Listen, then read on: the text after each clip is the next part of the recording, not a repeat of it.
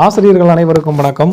பிடிஆர்டியினுடைய நீதிமன்ற வழக்கு 2% மினிஸ்ட்ரியல் ஸ்டாஃப்கான வழக்கு, 2% அமைச்சு பணியிடங்களுக்கான அந்த வழக்கு அப்படிங்கிறது இன்றைக்கி விசாரணைக்கு வந்தது. இந்த வழக்கில் சில முக்கியமான தீர்ப்பு கொடுத்துருக்காங்க. அது என்னங்கிறத முழுசாக அந்த வீடியோவில் பார்க்கலாம் வாங்க.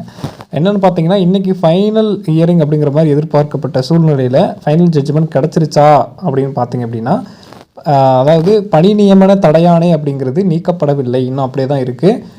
பட் இதுதான் ஃபைனல் ஹியரிங்கிறத சொல்லிட்டாங்க. அடுத்து ஜட்ஜ்மெண்ட் மட்டும்தான், ஓகேங்களா?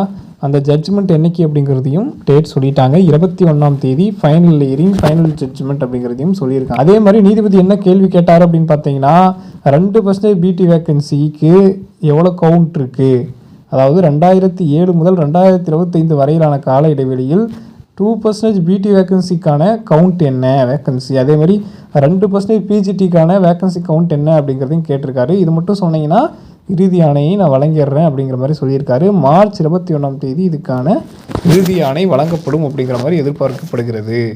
கன்ஃபார்ம் மார்ச் 21ஆம் தேதி இதுக்கான ஃபைனல் ஜட்ஜ்மெண்ட் நமக்கு கிடச்சிரும்.